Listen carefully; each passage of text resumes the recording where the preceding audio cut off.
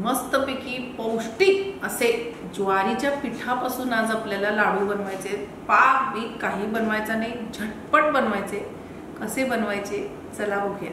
ज्वारी आटा, आज ह्या आट्यापासून बनवणार आहे पौष्टिक असे लाडू। आपण रोज खाऊ शकतो असे। कढई इथं गरम करायला ठेवली आहे, अगदी सिमवर गॅस आहे। 1 वाटी पहिला ज्वारीचा आटा आपण ह्याच्यात घालूया।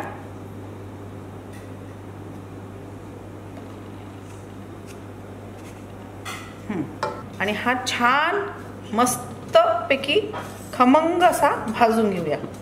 आता इथं बघा आटा किती छान असा मस्त खमंग भाजला गेलेला आहे। आता आपण ह्याच्यामध्ये तूप घालू।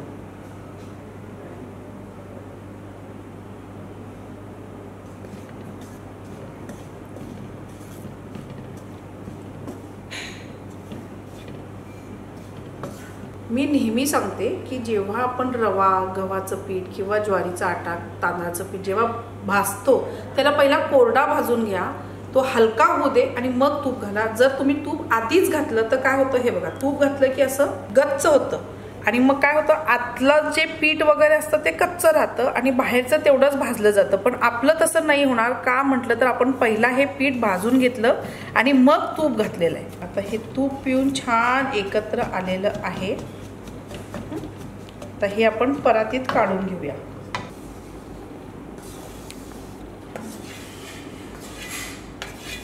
पिठी साखर घ्यायची, ती कशी मिक्सर मध्ये फिरवून घ्यायची, नाही तर त्याच्या छोट्या छोट्या गुटल्या तयार होतात आणि ते लाडवामध्ये दिसतात। आता इथं साखर मी 1 वाटी आपण ज्वारीचा आटा घेतलेला आहे, तर पाऊण वाटी साखर घेतेय।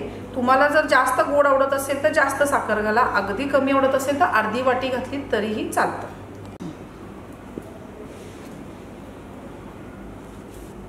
आणि चवीपुरता वेलदोड्याची पूड।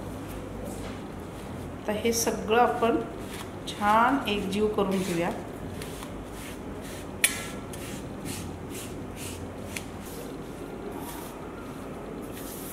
यात थोडेसे काजू घालूया आणि तेही मिक्स करू आपण ह्याच्यामध्ये। आता ह्याच्यामध्ये मी काजू घातले, तुम्ही घालायलाच पाहिजे असं नाही। तुम्हाला काजू आवडत असतील, काजू, बदाम, बेदाणे आणि काहीच नाही घातलं तरीही चालेल। खूप पौष्टिक आहेत हे लाडू। तर आपण लाडू वळायला घेऊया। मी तुम्हाला एक मजा सांगू, डिंक सुद्धा तळून जर तुम्ही ह्याच्यात घातला ना तोही टेस्टी लागतो, एकदम क्रिस्पी लागतो लाडू।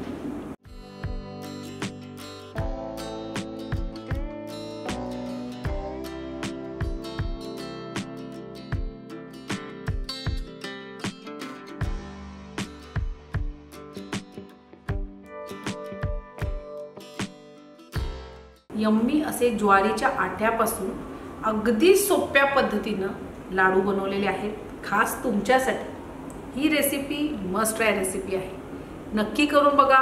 लहान मुलांपासून मोठ्यांपर्यंत सगळ्यांना आवडेल आणि खूप पौष्टिक आहे, खूप हेल्दी आहे, थंड आहे, जीवाला खूप छान।